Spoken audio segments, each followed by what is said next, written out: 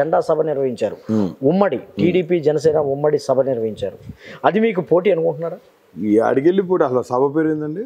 జెండాకి సభలో రెండు పెడతారా? జనం కోసం పెట్టేది సభ, ప్రజలను ఉద్దేశించి మాట్లాడేది సభ, ప్రజల క్షేమార్థమై ప్రజా పరిపాలన కోసం ప్రజల కోసం పెట్టేది, సంక్షేమం కోసం పెట్టేది, ప్రజా సంక్షేమం కోసం పెట్టేది సభ. జెండా సభలు ఏందండి? యాడికెళ్ళి జెండా సభలు? ఎవడు జెండా? టైటిల్ పెట్టుకున్నారు. ఏం జెండా?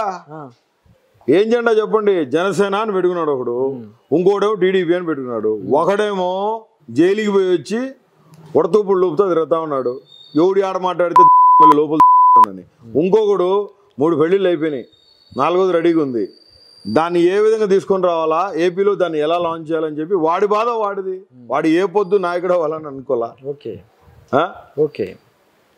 శోభనానికి టీ గ్లాసులో పాలు పోసుకొని రెడీగా పెట్టుకున్నాడు 4వ పాపతో సంసారం చేసేదానికి. ఎడంకాలతో ప్రజలు ఎగిరితనటం ఖాయం. వీడి జెండా వాడి జెండా వీడు పిసుక్కుంటున్నారుగా. ఏలా వేస్తే వేల మంది లక్షల మంది పరిగెత్తేది జగనన్న కోసం. ఏలా వేస్తే మందు బాటిల్ ఇచ్చి బిర్యానీ ప్యాకెట్ ఇచ్చి రండ్రా బాబు అని చెప్పి బస్సులు పెట్టి తెచ్చుకునేది వాళ్ళు. ఎక్కడైనా జగన్మోహన్ రెడ్డి గారి సభల్లో మందు చూపించగలరా మీరు? నాన్ వెజిటేరియన్ ఫుడ్ ఎవరైనా పెట్టారు ఎవరికన్నా? వచ్చిన వాళ్ళకి మజ్జిగ ఇస్తున్నారు, పులిహార పొట్లాలు ఇస్తున్నారు, వాళ్ళకి ఫుడ్ పెడుతున్నారు, వచ్చి క్షేమకరంగా వెళ్ళేదానికి ట్రాన్స్పోర్టేషన్ అరేంజ్ చేస్తున్నారు. ఎవరు మందు సీసాలు ఆడ సప్లై చేయట్లేదే. జనసేన సభల్లో మందు పారుతుంది, ఖాళీ కుర్చీలు అయినా ఆడ తాగుతున్నారు, ఆడిచ్చే డబ్బులు తీసుకుంటున్నారు, జై జగన్ అంటున్నారు బయటకు వచ్చి. ఎందుకు? ఆఖరికి చంద్రబాబు నాయుడుకి పెద్దమ్మ వరుస అయినా పెద్దమ్మకు కూడా నారావారిపల్లిలో పెన్షన్ పోతుంది.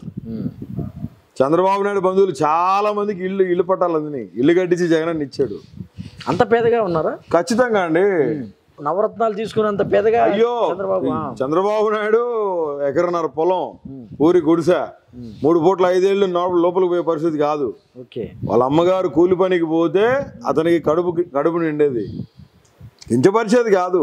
చాలా మంది నారావారిపల్లిలో చంద్రబాబు నాయుడు బంధువులకి వైఎస్ఆర్సీపీ ఇళ్ల పట్టాలు ఇచ్చింది. నందమూరి తారక రామారావు గారి బంధువులకి నిమ్మకూరు చాలా మందికి ఇళ్ల పట్టాలు ఇచ్చింది, కొడాలని ఇచ్చింది దానికి.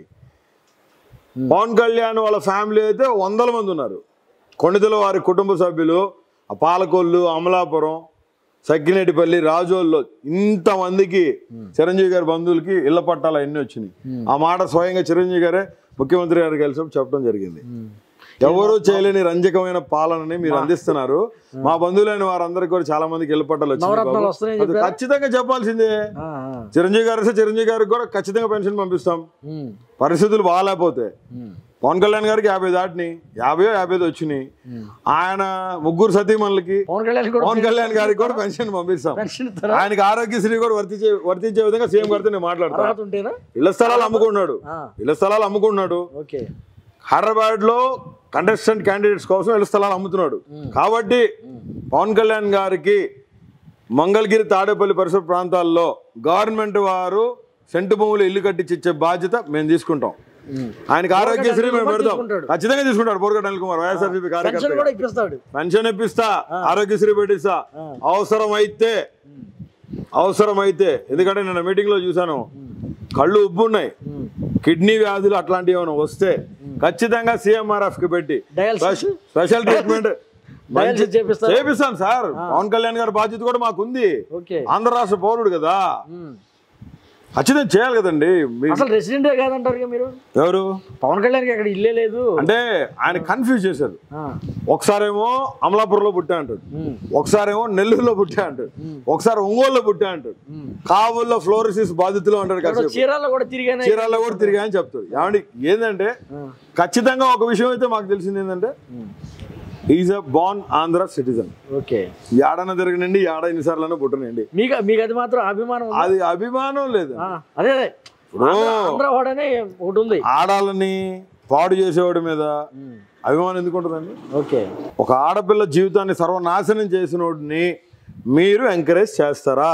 ఖచ్చితంగా చేయం. ఆంధ్రప్రదేశ్ ప్రజలు కూడా చేయలా, ఎడంకాలు దగ్గర తిన్నారు. అందుకే రేపు కూడా ఆడికి భయం పుట్టి ఇప్పుడు దాకా ఆడు ఎక్కడి నుంచి పోటీ చేస్తాడు చెప్పలా. తొక్కేస్తా జగన్, పిసికేస్తా జగన్, నలిపేస్తా జగన్ అంటున్నాడు. ఏంటి అసలు ఆ వర్డ్స్ ఏంటి? అది ఎందుకు అనాల్సి వచ్చింది? అది వీడు తలకాయ కింద పెట్టి కాలు రెండు పైకి పెట్టి తపస్సు చేసిన ఇంకొక 10 జన్మలు జగన్మోహన్ రెడ్డి గారి స్పర్శను కూడా తాకలేడు, తాకనివ్వం.